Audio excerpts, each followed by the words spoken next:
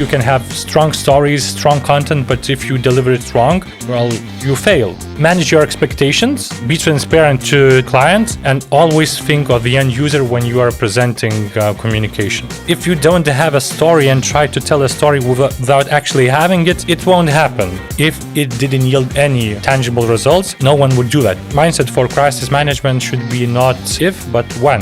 Good deeds are done silently, and I think that's one of the worst things you can do.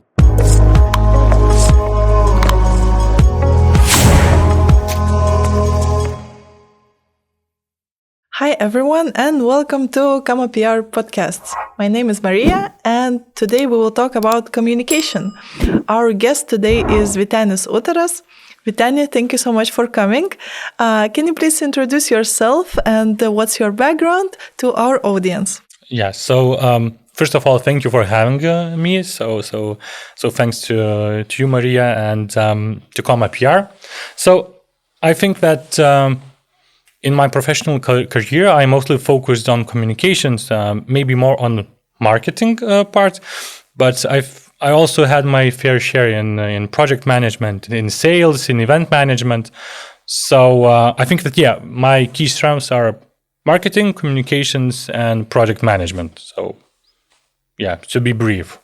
Yeah, your background is really rich, and it's very interesting. How do you manage to be in different roles in different projects? The first question I'd like to ask you, and that's also in which background we met. So the question is, how did you manage to meet the goal of the project and of the sales? And of the metrics, and deliver the information that's newsworthy and.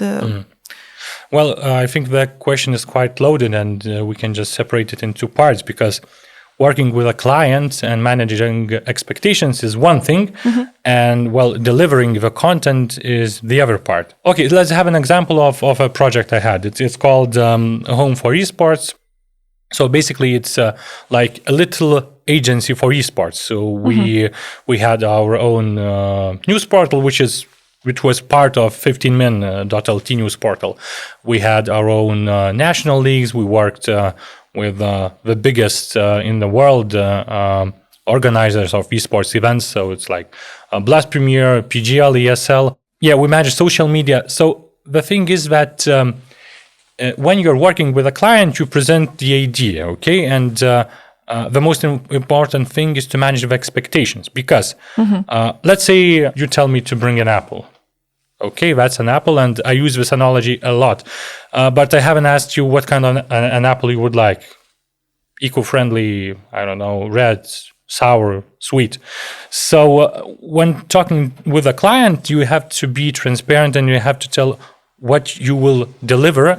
And most of the times the number is a little bit lower than you actually expect, because I think it's really nice to present the client with metrics which are better, which are higher than promised. And the content part is also very important, because all the time when we were, let's say, doing streams or events or like articles or social media, it doesn't really matter, because what matters is the content, and that the content would be interesting or valuable to the end user. If the end user doesn't find it attractive, no one would come to the event, no one would watch the stream, and the metrics would be bad. So I think that the content is still the king, but the storytelling is the queen, basically. Because you can have strong stories, strong content, but if you deliver it wrong, you fail. Let's say Mike Flanagan had a miniseries called Midnight Mass. So basically, it's a vampire story. We have a lot of movies, TV series, books, etc. about vampires, and most of them are garbage, because it's the same story told again and again and over again. But Mike Flanagan and screenwriters did a twist on the story. It was about loss, about healing, about religion, you know. So a good twist on the story, making the story, which is kind of simple into something bigger is the main thing. Getting back to the roots of the question, so manage your expectations, be transparent to your clients, and always think of the end user when you are presenting communication. And also talking about the storytelling, because that's such an essential skill. What other skills would you recommend the business owners and marketing managers, communication managers who are presenting their firms to develop to have a successful media relations communication and, our communication, our channels? Well, I don't think that you need some kind of special skills for media relation because I think most of the information is quite easily accessible. For example, we know that in Lithuania we have a few big news portals. Let's say Delfi and Elrytas are owned by Express Group, or let's say 15min.lt, where I worked, is owned by Postimes Group, and both of these players are the biggest media players in the Baltics. So it's not so hard to find this information. So you have to know the main players if we're talking about let's say news portals. So just do your research. And the other thing is have some common sense. If you have a client and the client is a more liberal client, so don't go to some news portal which is more conservative. So you have to think about the client, you have to think about the channel. And last of all, I think it's people's business. So you have to be people's person, you have to like people. And I think if you're an expert, it really helps because you have to build the relationship. Most of the people who work in this, let's say in this field, they move from one job to another and they stay in the same field. So if you had a connection at one news portal and he or she is gone, that's like 70% chance that he or she will be working at some company which is similar, Yeah. There's no special skill set. You just have to be open, think about your client, think about your campaign, and yeah, just make some connections, go to events or just, invite someone for lunch. It's that easy, I think. Yeah, that's great. That's how we met also in the professional group. Yeah. I have one more question. Sometimes when we are planning a campaign, there's so many channels for promotion which we can plan to use. So how would you, from your expertise, how would you offer to successfully utilize the channel which you have in your plan? Is there any tips? Yeah, I think that you have to think about your audience, or maybe about a persona, which want to see, let's say, an article or a video. Doesn't really matter, because if we're looking for younger demographics and we would choose a news portal, that is quite futile because they don't go actually and don't read news portals. If you look at the data, you can see that there is like 5 or 7% of the whole pie. Instead, you could let's say choose TikTok. For example, if you choose Facebook, it's also not really good for the younger audience. It really depends on the campaign. Let's say we have Lidl, and Lidl wants to sell salmon. So they go all in and they, let's say, buy a lot of banners, banner campaign in news portal. So what Lidl actually knows what it needs. Lidl doesn't need people to click on those banners. They need it's like an outdoor campaign. You need to tell that we have this product, the price is good, please come. Please buy it. So that's one example of a campaign which is, let's say, it was chosen accordingly. If we think about some, let's say, other examples. Okay, let's say Vytenis. So it's a chemist, let's say, stores it's chemistry. So they have a lot of stores in the whole of the Baltic. So what they did in Lithuania, they wanted to take an angle and talk about pharmacists, actually. So there wasn't even a big banner campaign because the focus was on the content. There were good written articles about people who were working, let's say, in UK or in Germany, France, and they came back to the smaller cities in Lithuania. So it really depends, what channels you could use. So there are no right answers because for each situation you have to look differently.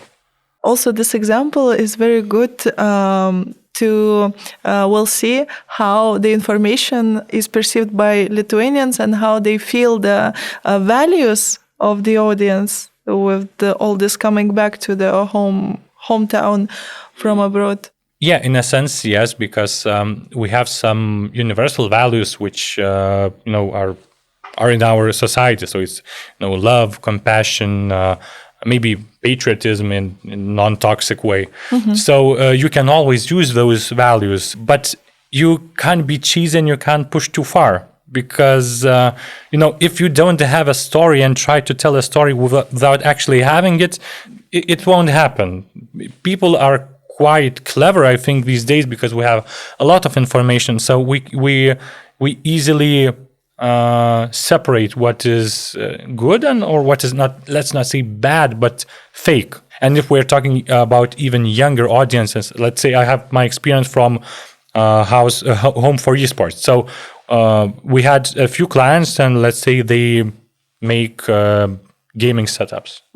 Our client, not my client, but let's say the person who would buy the set, he or she is educated. They know the specs, they know everything.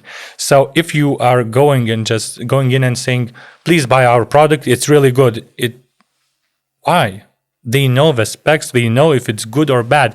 It's really hard to communicate because what are the main thing here? Where is the candy I'm selling? Yeah. Because everybody knows what's inside. So you go on different things. You put the products, let's say in streams. You put it in esports where there's a lot of emotion going on, a lot of feelings, and what we actually remember most of the time are feelings, how I felt. Although it's a long shot, but if you stay there long enough, you will be associated with some of those feelings. Yeah. Let's say we have United States Air Force, which is a partner of Counter-Strike leagues for a long time, 5 to 7 years. I don't really remember. So there's nothing in the stream about it. It's just a logo. Yeah. But if you watch long enough, you remember that. The same with Maersk. Maersk is those big cargoes shipped by sea. So I don't really know why Maersk is there, but they want to be seen. There is no message saying Maersk is here and Maersk is doing that and that. It's just a logo. But if you have time, if you have a budget, this is really good. But it's really hard to get into people's, associations. That's a very interesting example because I heard from many communication specialists that they are associating this, where we present just a logo somewhere as a partner, that it's only, for the visibility and so on. But as you said about the emotion part, that's really interesting. And maybe this is why at the sports event, it's really expensive to be on the banner. And if it was all futile and it didn't bear any meaning, why Red Bull is having separate teams for them? They have esports teams, they have F1 team, and so on. So if it didn't yield any tangible results, no one would do that. It's just, I think these are excuses. When you don't have the budget, you tell yourself, Probably. And also Mercedes, they are presenting at Victoria's Secret, not Victoria's Secret, sorry, but the Fashion Week and a lot of business forums. It's their audience, basically. Yeah. It's wealthy people who have the ability, the funds to buy the Mercedes-Benz. Yeah, and probably the values, well, not the values, but the image of the... Yeah, or the lifestyle. Yeah, lifestyle. Well, interesting. And, because now you're working in communication in logistics sector, we can talk more about that because there is a lot of specifications. It's the communication and marketing. It's a different specific. field. Yeah. So, what differences mostly do you see working there as communication and marketing? I think I will talk not only about logistics, but about those heavy industries. Let's say we have steel, we have woods, we have, cargoes or something like that. These are big and strong companies, but they don't actually, communicate a lot. Or as I told about Maersk, it's, just putting a logo and that's it. And if you look at how they are working, it's, well, I understand why they do that, because their business is done in similar way it was done a few hundred years ago. There are people, it's people's business, because you have to have good relations. And it's done by going to expos, by having dinners, by talking, by writing emails, by having a good connection, knowing the right people at the industry. And neither you nor me, we don't know what's the biggest steel producer in the world. Yeah, because they don't do that, and we but will the money not. Is running there is crazy. Yeah, and neither you nor me, we will not buy, let's say, 100 tons of steel, because we don't do that. So they are communicated strictly B2B. So that's the main reason they are not seen in like for the public. We know they exist. There are some companies which are are changing this perspective, and they are moving a little bit to the PR section, let's say, because the marketing is as I mentioned, it's B2B marketing, it's internal marketing. Interesting. And also I'd like to ask you about the crisis management in such a sector, because a lot of events can, very seriously affect the brand. But I think that crisis management is something you can't really relate to one field. I think that the right mindset for crisis management should be not if, but when, because the crisis will happen. You can do a lot of things to prevent it, but I think it will happen in some time. So there can be a lot of different things, but the why crisis is so hard, because most of the time there are two things are missing. So leadership and some sort of structure. People tend to not know what to do because they don't know what to do, because they don't have a structure. So first thing you have to do is to make up a scheme. What would you do? What would be the key leaders, the persons who basically make all the decisions? Who will be the one to go and talk to the press? Who will be the one to, write, some releases or something like that? If you have a clear leader and you have a crisis scheme on how you should work on that, it will help you a lot. The other thing, you have to be firm. You have to be decisive, and if you take a stance, you have to go by it, and it's really important. You need to have common sense. If you did a mistake on the first stage, you have a crisis, you say something is like that, but it isn't. Don't go there. Just say, okay, I made a mistake for whatever reason, and that's it.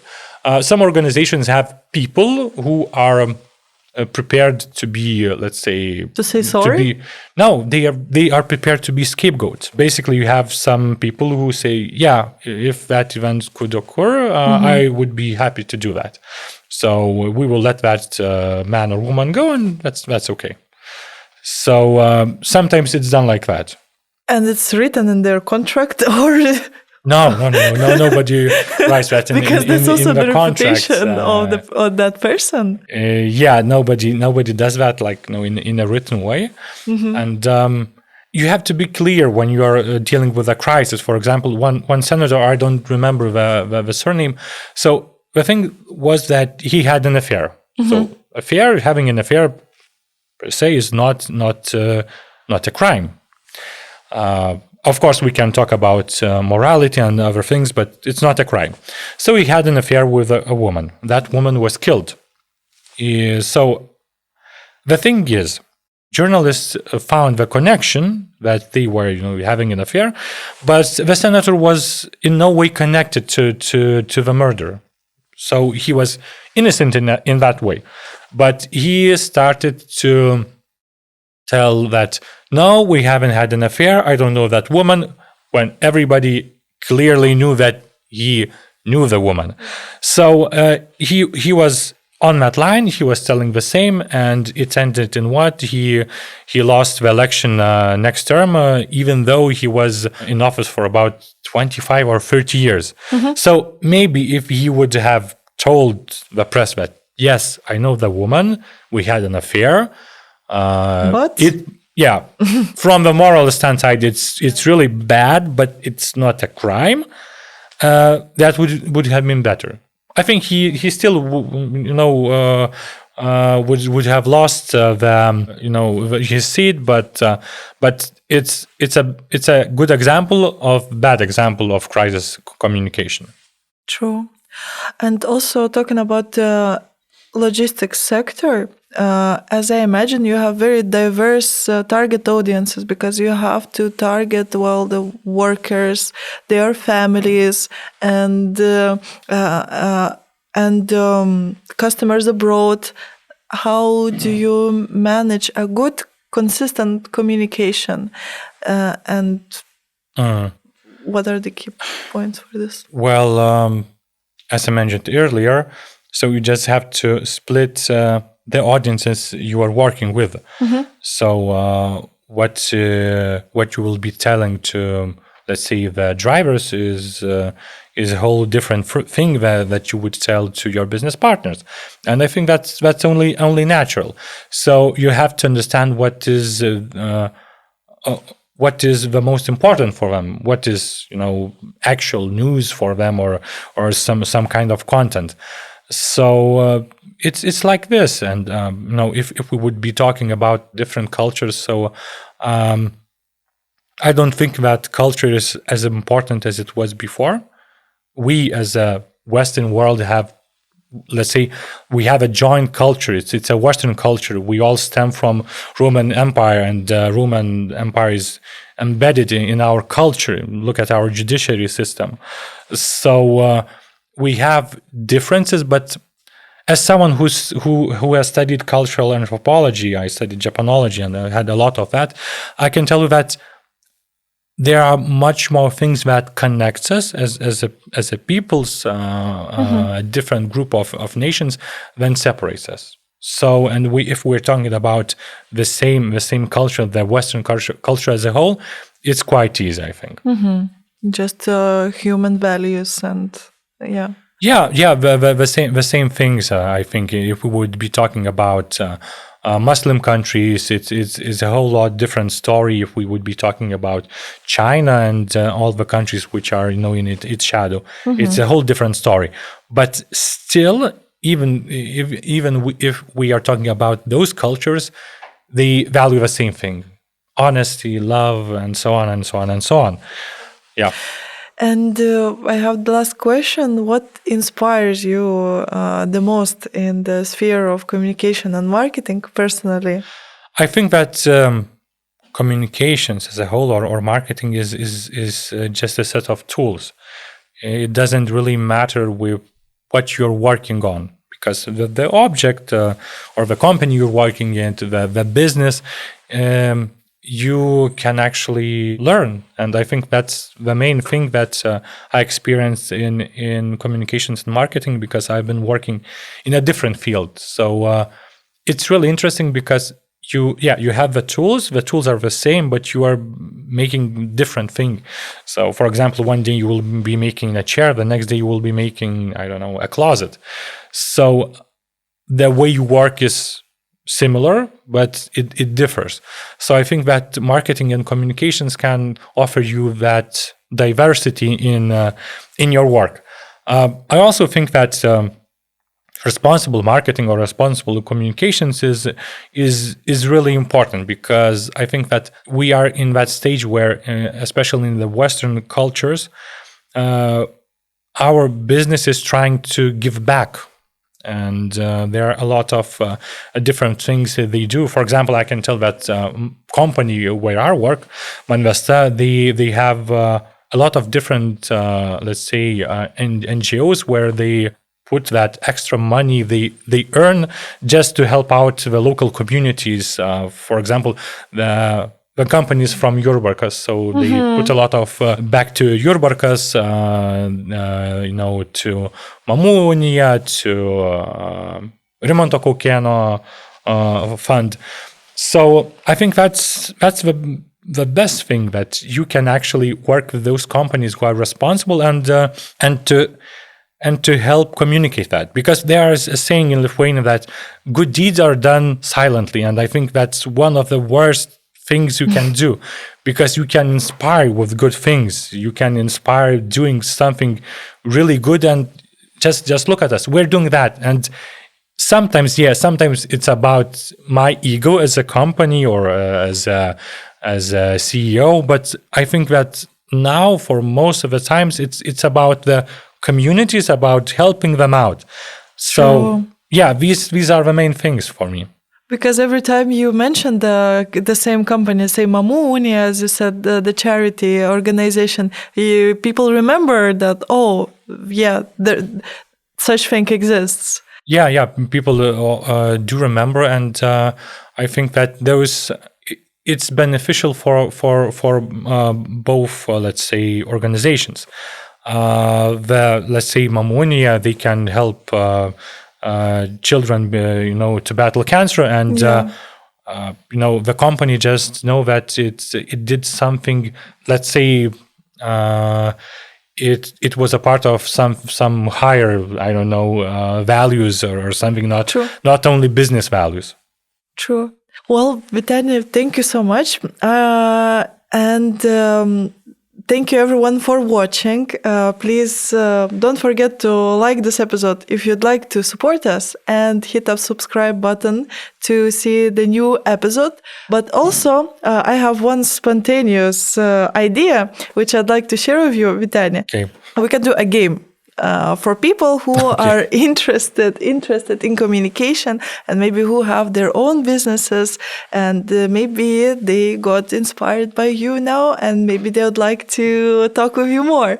Please comment below what was the insight, the most interesting thing for you today. We will choose the comment which was the most valuable as we see for us, and Vytenis will meet with this person.